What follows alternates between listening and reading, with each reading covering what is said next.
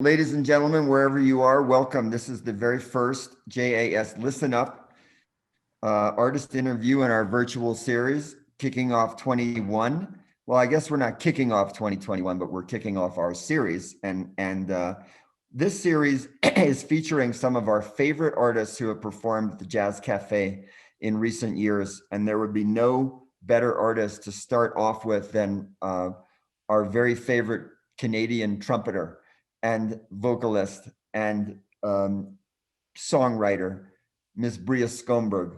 And I'm very happy to have you tonight. Hello, Bria. Great to Hi, see you. You so look, good. yeah, go ahead. It's great to see you, and thanks everybody who's tuning in right now. It's just wonderful to talk with people. Isn't it though? I know we've all been Groundhog Day and in our little rooms and what day is it? And oh, do you really have to do you really have to get dressed today if you're not going to the office and that, And yeah, I know. There's a lot of things like that that have happened. Listen, before we start talking about music, our favorite topic, I do want to share with everyone out there the wonderful news that Bria is now a mom and has a new addition, right? In your family, you your tell by new the family. eyes.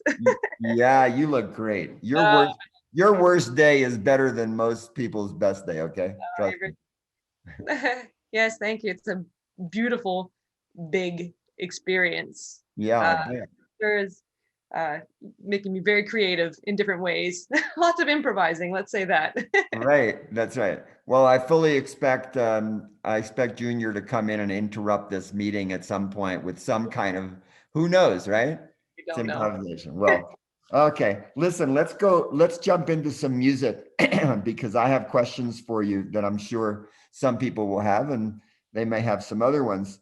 So you are described now in your the literature for your artist biography in order as a singer, trumpeter, and songwriter. When I first discovered you some years ago, just me personally, my first awareness of you was as a trumpeter. That's just me personally.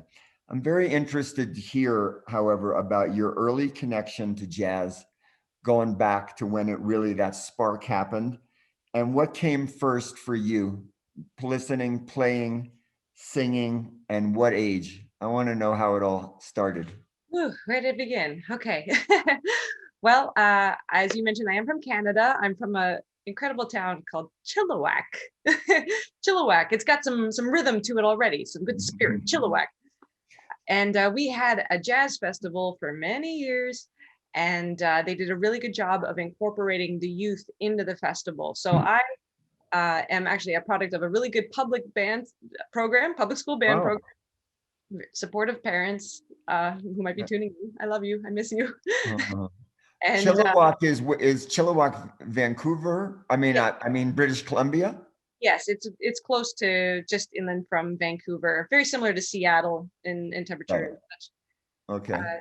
So that was really where I fell in love with it. For me, music making and jazz has always been about a community effort, an exciting event, playing with friends, and really focusing on the history, the roots of jazz as well. The festival really focused on Louis Armstrong, Delroy Morton, old New Orleans style, small band, combo band Right. sort of playing. So that's where I got the spark. And And you started with trumpet. Was that the very first? Was that what you did? Played in the band? you know what? Yeah. So I first started on piano, actually. I took piano lessons as a kid, and I Mhm. loved singing so much, but I was too nervous to do it openly. I Hmm. remember being very shy as a kid. So I started playing trumpet in seventh grade with the school band. And I think that experience of playing with other people gave me some confidence to step out and try doing some singing along the way too. I joined the school musical. My first gig ever, paid gig, was playing with a local big band, singing and playing Wow. trumpet. Yeah, Oh, made my $50. It was great. nice. At 16, that was my first Yeah, gig. that's good. Yeah, so lots of community support and yeah, just a So, and then so you mentioned that, and I understand, I've been around music enough and did enough myself to understand the very exposure that a singer feels. It's a very, very, very intimate art. And sometimes it's different. Some musicians can hide behind their instrument, but a vocalist, I always felt, can't hide. And when you're talking about words and emotions, it can be unnerving. So, but it sounds like somewhere along the way, these things, the relationship, because now you're a complete professional, you're obviously very, very comfortable. So do you feel, and looking ahead, do you feel that you really are both of these things and your identity is both, and you don't really feel that you are more a singer or more a trumpet player, you're a musician and you're both, and your direction is both? Is that accurate? No, I think of the trumpet, and for most instrumentalists, it's an extension of my voice, ultimately, my musical voice, my soul. It's another set of sounds that I can do to express my ideas. So I actually treat it like I'm singing through the horn a lot of times, which is how I can express melodies and such. So I really just see it as an extension. I work on them separately. The trumpet requires a lot of technical maintenance. Sure. So does the voice, but Right. you know, there's a more communicative Trumpet with the lips, right? Isn't it? You have to, or not just, it's a air. hard instrument to play. Sure. How much time do you want to get deep on trumpet? There are many different muscles and things that we work on to make it look easy. But air, embouchure, you know, moving your fingers, what you do inside your mouth with articulation, tonguing, and stuff. It's there's a lot of moving pieces. So I think of the trumpet like a three-piece instrument. There's the horn, the mouthpiece, and whatever I'm doing, getting the air through it. Mm-hmm. And so, well, that's I think you're doing a great. I love the expression of the horn as a voice, and the best horn players. And certainly, I know your mentor Louis Armstrong was one of the greatest who spoke. He spoke, his horn was like a voice, and he had that gift, and it was almost like words that I'm hearing sounds now, that beautiful muted horn, and so I think you're on the, not, I know you're on the right track, because when you play, you have that gift of my favorite word in live music, which is connection. And it's something which is, it's what separates to me greatness from merely goodness, if I could say. And Thank you all. yeah, and you know, but I mean it. And because when you speak with your horn and with your voice in a certain way, the funny thing about music, live music, I think, especially in jazz, is it's very hard to fake. And I've listened to enough and watched enough people that I just kind of, it's become a third, or I don't know, whatever, sixth sense, that watching, like, oh, this person and this artist really just knows how to connect. And it's something that some people learn and some people don't, I mean, and really progress. And so I think you're doing a great job at that. So well done. And I encourage it. It seems like you have that. It's not, you're not just, put it this way, an artist that connects to me is playing for themselves and is expressing themselves in a deep way, but they're putting that expression somehow at the service of connecting to that person who's listening. And that is tricky. It doesn't always happen. You know, one of the most beautiful things about the arts and instrumental playing is that it can often express things when you don't have the words for it. Right. So in a way, you know, the trumpet, again, just gives me a whole different toolkit of colors and sounds that I can express my many, many emotions. You do it well. So early in your music career, and you mentioned this festival in Chilliwack and the kind of music. So it sounds like it was kind of a hot jazz oriented program. And definitely that's where you know, again, when I first became aware of you, I'll just say me, which I feel like is probably, I feel like it's about 2014. I feel like something like that. It's been a while. You've been here a number of times. But so just talk about hot jazz and what it is to you, because not everyone out there, what does hot jazz mean? So talk about that a little bit and your connection with it. Hot jazz, early jazz, traditional jazz, New Orleans jazz. It's all bubbled sort of in the same pot, but I think of it as, jazz from its inception through the Southern US, through to the 1930s, through the swing era, really when it was in its heyday and popular music. I I think of hot jazz too as being, the New Orleans sound, the sensibilities as it moved up uh, into New York and Chicago in the 1920s and got this bubbling energy to it, had a little Right, bit of intensity to it. right. So, you know, They called that the Roaring Twenties, which some yeah, people are saying here we are again. yeah, we're due, right? These We're are the due. roaring 20s. I tell you, when I get out of this, when I can go out and play, it's gonna be Don't you think? I think we all feel the same way. yeah, yeah. Yeah. Uh, And go ahead. Sorry. well, the beauty of learning that music first for me, which I was learning how to improvise and play trumpet, is it's the building blocks of jazz. It's strong in melodies, rhythm, and harmony, all kind of in equal parts. It has that connection to soul, obviously the blues. It's a really incredible education.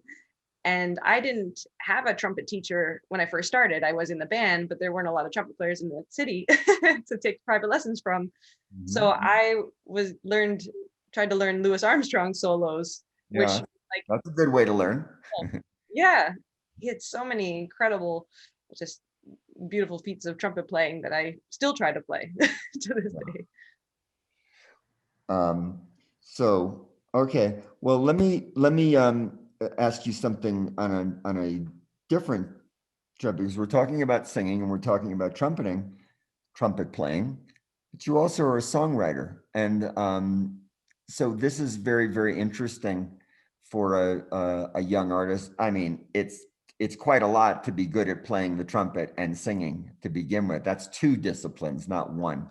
And now add songwriting into it. So tell me, I'm not aware of what is songwriting? Does that mean composing songs with words? Is it about lyrics? Is it jazz or not necessarily? Or do you have a wide palette? What is songwriting? What are you working on?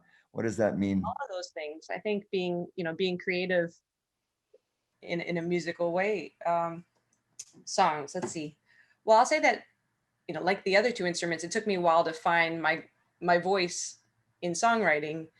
My favorite way to write is to try to clear as much mental physical space as possible, be at my keyboard actually, because keyboard is a, you can play harmony on it. Trumpet is a single note instrument. It depends. I'll write a line or something on trumpet.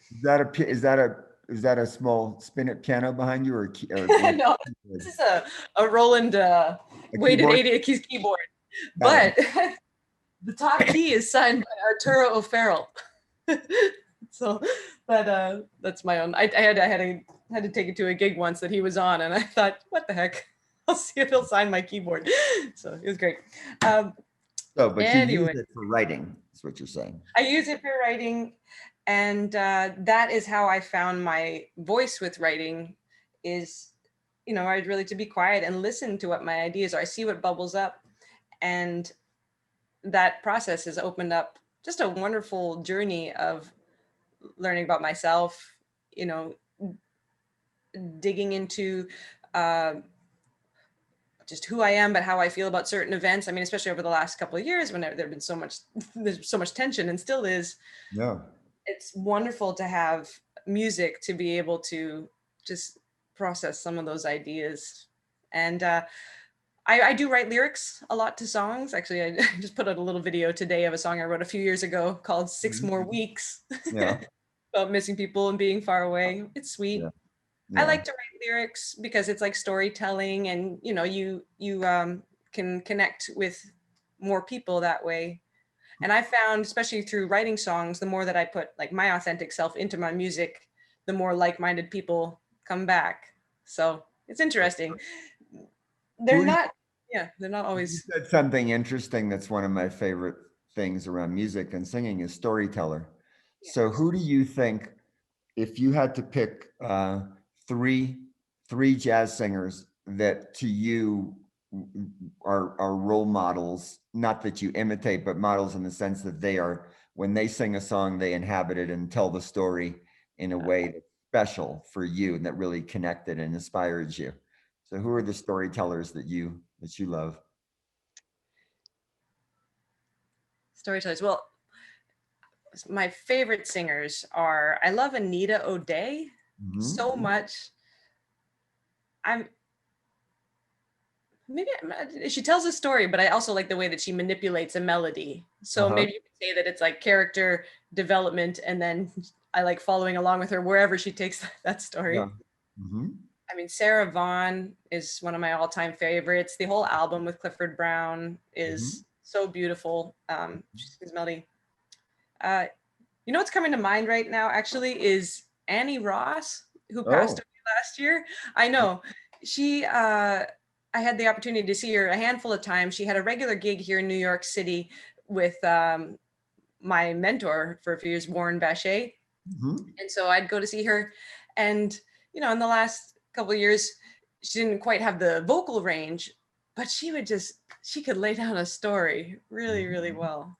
So that just came to mind. Yeah. I'll tell you for my money, the greatest storyteller on jazz singing ever, Shirley Horn. Ah. Now, have you listened to Shirley much in your life? A little bit? I haven't spent time with her like I have the other artists. Dig in. Check an album. I'll give you two. Here's to Life, beautiful, lush orchestrations by Johnny Mandel that will make you cry. All ballads, it will make you cry. And then a beautiful album that she did, very jazzy, with her band called You Won't Forget Me. And Shirley, my music career started in Washington, D.C., you know, some years ago when you were probably not born. But Shirley Horn was a Washington, D.C. native, and that's strange. That's where her career happened. And because I was in the jazz business as a young person, relatively small community in a big city, I got to know Shirley, and she was a great influence. And she even performed at Jazz Aspen once in the 90s, before, when she was still performing, before she lost a leg to diabetes and then had to stop performing. But she's a great story. I could go off about Shirley Horn for hours. Thank you. Okay, let's shift a little bit. I have a lot more things to ask, and we're watching our clock. So I was just reading, and I haven't heard it yet, that you have your 2019 album, Nothing Never Happens, is a musical departure a little bit for you, described as being grittier, bluesier, and funkier. So I'm very interested. I haven't heard it yet, but knowing you and the joyful kind of hot jazz and the things that you've done and the songs, this sounds like, oh, that's interesting. What's going on? What's going on with this? Is this just a new side you felt like exploring, or something about the times, or something that's really there and you just, I don't know. I'm interested. I never really see things as a departure. You know, I think my career at this point, I kind of, you know, amass the audience and go, let's go here. And then I'll go, hey, let's go over here for a second. And then go, let's come back. You know, but it's all me. It's all you. It's all you. That's good. And I'm sure I played some of the material last year when I was in Aspen. It's I think one of the big musical choices is that I used electric guitar as well as piano, bass, drums. Normally I've had piano, bass, drums, reeds, but this time having the guitar palette was really interesting, and Hammond B3 organ Rhodes. Yes. So that gave me some cool sounds to work with. And the songs that I wrote. Sorry, go ahead. No, great question. Doug Womble was on guitar, and John Cowherd on organ. Yeah, the Hammond B3 is one of my favorite instruments, and I'm so happy that in recent years there's been a bunch of young guys coming out. I mean, I haven't heard any women do it, but maybe they're out there and I haven't heard them. But definitely some young guys on the Hammond B3, like Corey Henry is one. Just people who just tear it up and with so much soul. And it's an instrument that I found that brings in younger people, you know, who may not have as much familiarity with jazz, but they respond to the sound and I could maybe use your word, the grit a little bit, the soul, the funk. It's just got something very, very, very special. So I'm glad to hear that you had that on the. I don't remember when you were here last. I don't remember having a Hammond B3 organ on the stage, so I No, don't think you did that. But it had to be a little more travel friendly. We have a keyboard on top of the yeah, piano, do sure, that kind of thing. sure. But if Okay. you're willing to schlep a Hammond, it's worth it. It's Yeah. Well, fantastic. we never asked anybody to schlep a Hammond here. We find them, you know.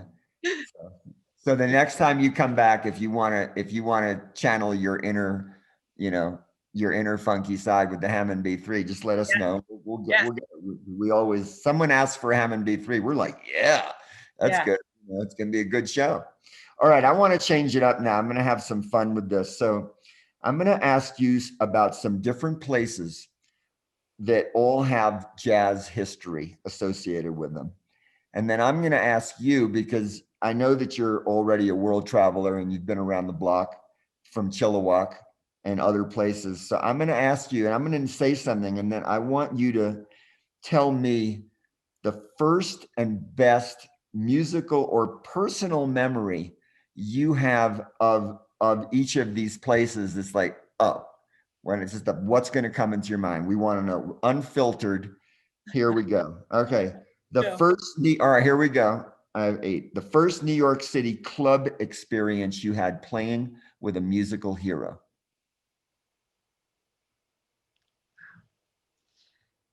Uh, well, the first thing that comes to mind is, playing with Warren Bachet. He came to my first album release at the Iridium and got to feature him. First, right off the top of my head. That's the best. I love Warren so much. Iridium, it was in the 50s. Yeah. Good place. Yeah. Okay.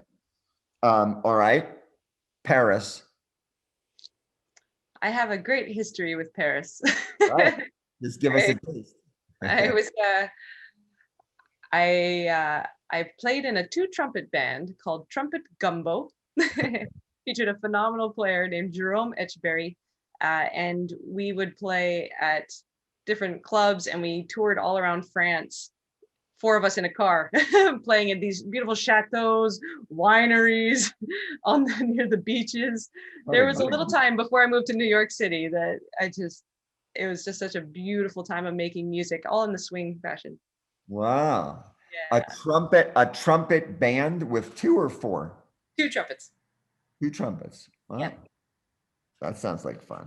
It was great. Paris. I love Paris in the springtime. Paris anytime. Okay, the next place with a great jazz tradition that I think you're going to have a story about is New Orleans. New Orleans, man. Mm-hmm. So many good times. I guess, most recently I had the opportunity to play at the Jazz Fest in 2015 or 16 with my band. In the jazz tent, in the jazz tent, that one that's off to the. Yes, it's kind of a longer room. It was the end of the sets on Friday, and it was so much fun. Just like the whole thing was packed. We got through. We had an amazing set. It was my regular band. I think my folks came down, and then as soon as that was done, I walked into the main kind of corridor, and Steely Dan was playing. So it was like the relief of having a great set and then going to see some amazing, funky soul. It was fantastic. That's But good. New Orleans, and I have a lot of friends down there. Obviously, Frenchman Street is the place where a lot of people hang out now, and I feel for them. I look forward to going back there someday and supporting it all. Yeah, we will. Frenchman Street, isn't that where Snug Harbor is? Yes, I played at Snug a few times. Actually, the last time I was there, I got to sit in with the Preservation Hall band. Nice. Great. Yeah, Mark Brode, the trumpet player that day. He's just so good. So that was fun. Cool. All right. San Francisco. San Francisco. I've been lucky to play with SF Jazz a bunch of times. They've always been so nice to me there.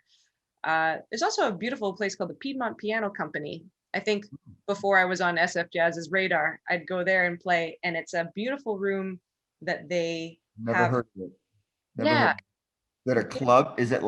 Was it a club? It's a piano retail store. They've got Faziolis and Steinways and these Oh. old instruments. So it's literally, it's a showroom. It's a piano showroom with lots of light coming in the front door windows. And the sounds that you make just kind of echo Mhm. within these instruments. So it's really special to tailor a set there. And it only has maybe 80 seats or something, but it's very special. Perfect. I love it. Okay, have you played jazz or had a jazzy experience in Rome? No, No. I have only been to Italy when I was 11 years old. I went on an interchange and I lived with a family over in Huh? Italy for a month. It was an amazing cultural exchange that opened my eyes and Yeah. my taste buds to real Parmigiana. Are you Yeah, a cook? Do you like to cook? Are you a I do like to cook. Yeah, cook and Italian? You cook Italian food? well, I haven't made my own pasta. I'm more What like about your own stews pasta and sauce? Making your own pasta, that's ambitious. sure. Yeah, no, I love, yeah, I'll throw pasta in a bowl, sure. I like to make stews and right now like curries. Oh, That's yeah. kind of my thing right now. Bold flavors. Old is good. We've been eating, because that's a primary COVID activity with a lot of time at home, no surprise. But we here in our household, we have dusted off some very good recipes and learned some new ones, Yeah. which has been good. Okay, two more places to ask you or things. London and Ronnie Scott's. I have not played there yet. Put in a good word. I don't know them, but I would if I did. But I will put in a good word. Okay, but what about London? You've got to have come through London, no?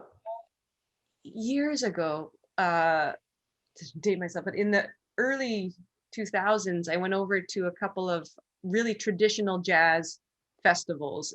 There was a whole scene of British trad that was a revival that came from like people like Louis Armstrong going over there, Ken Can, Collier, Chris Barber jazz band. There was a Mhm. whole revival of trad jazz that happened in Britain. That anyway, I ended up going over there a few times and playing some incredible festivals, but that was a long time ago. I would like to go there. So okay, London, Rome. We're making a tour here. What else? What else you got for me? Okay, well, I don't, but I would, you'll get there soon enough. Okay, my last memory for you, I'm assuming that you've had some encounter with our friend Wynton Marsalis in Jazz at Lincoln Center. Yeah. So here's a pretty good trumpet player. What would you have to say about that place and him? And I have a really good relationship with Jazz at Lincoln Center. I've played at Dizzy's multiple times, and I work with them for their education outreach. Mhm. It's wonderful. I've and sat in with bands. I haven't played the Rose Theater yet. I played the Appel Room most recently with the Monterey Jazz Festival on tour. That Nice. happened a couple of years ago, and we had a few nights. That was really special. Cool. Yeah, again, that whole scene behind them, Columbus Circle and Central Park. It's just I gorgeous. think I think the Dizzy's view for the audience. I think it's the best view of a jazz in from a quoted jazz club that I've ever seen because you look right down Central Park South and Columbus Circle, and it's up. Of course, it's the fifth floor, and most jazz historically is not up, but it's down as an Right. underground, or maybe ground level. But Dizzy's is so cool because it's up there, and those high, beautiful glass ceilings. If you're out there, folks, and you've never been to Jazz at Lincoln Center, Wynton Marsalis's great project. It's been around for about the same time, ironically, as Jazz Aspen, about 30 years ago. Both of us started around a similar time. But go to Dizzy's. I Dizzy's is the club at Jazz at Lincoln Center. It's seats about 150 people, and it's on the fifth floor with a wall of glass behind the stage that looks straight down Central Park South and the fountains right there at Columbus Circle. It's quite a spot.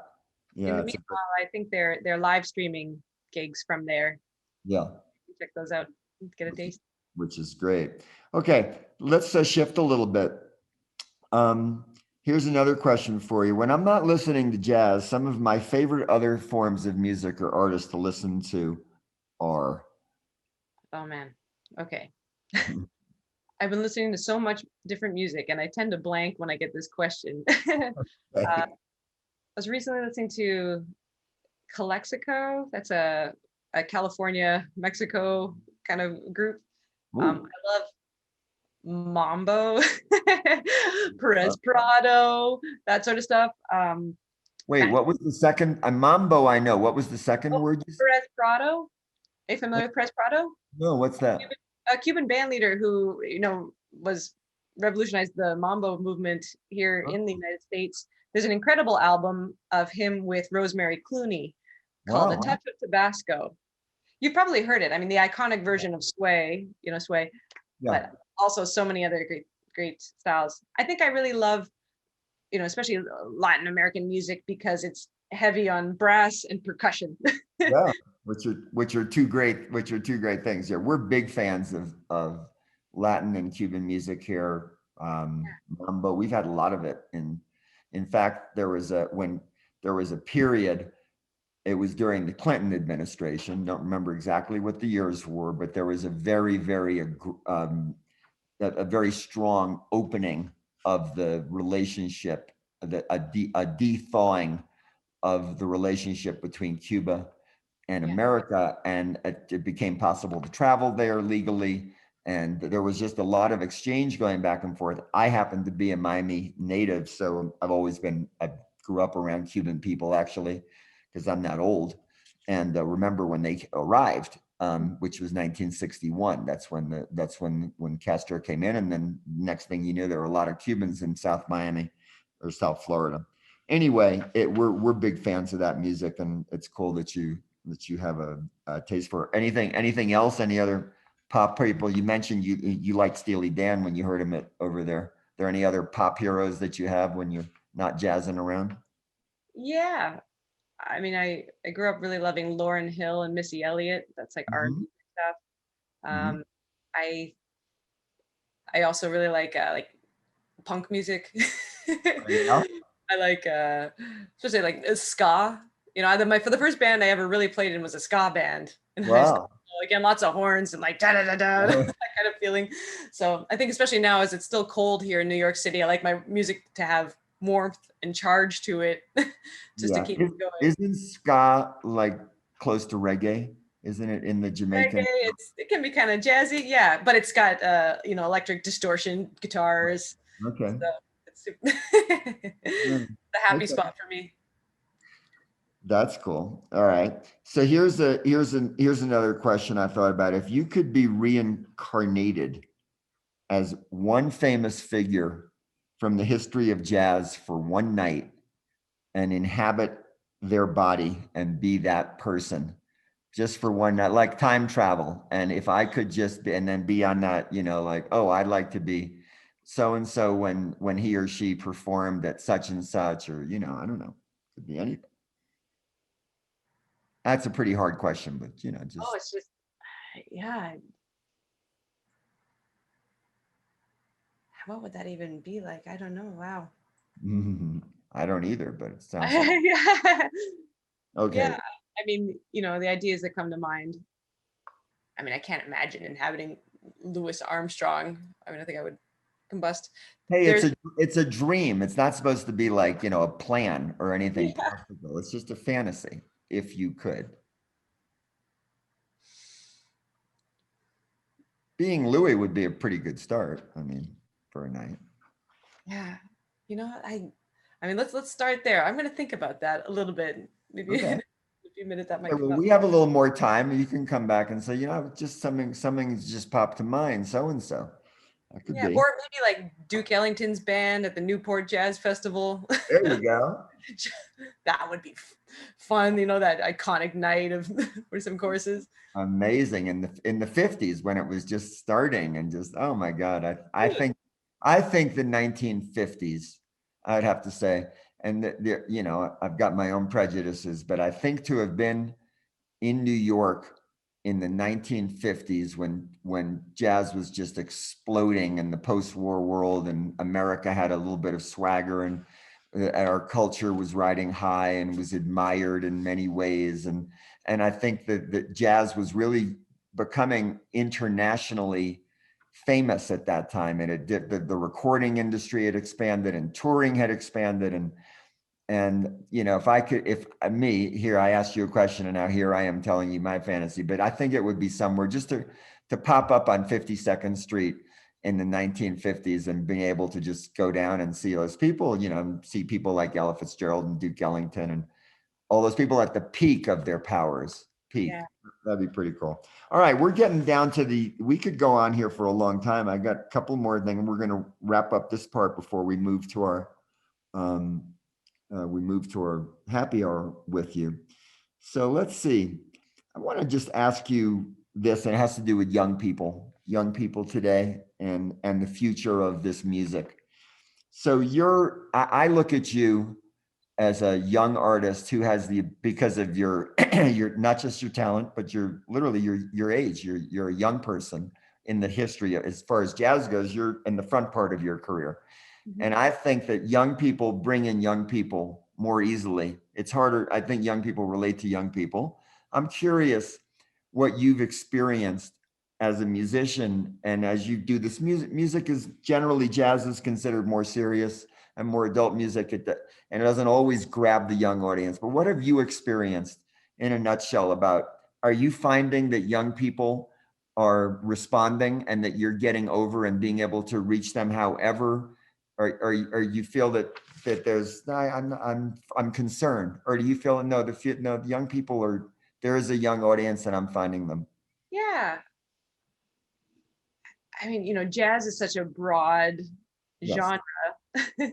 Correct. But what got me into jazz as a young person was, again, the vitality of, especially the older style of jazz, New Orleans jazz. That's just, it's fun. It has energy. It is communicative. It is entertaining. It doesn't Right. have to be corny. You know, it can be all of these good things and spontaneous.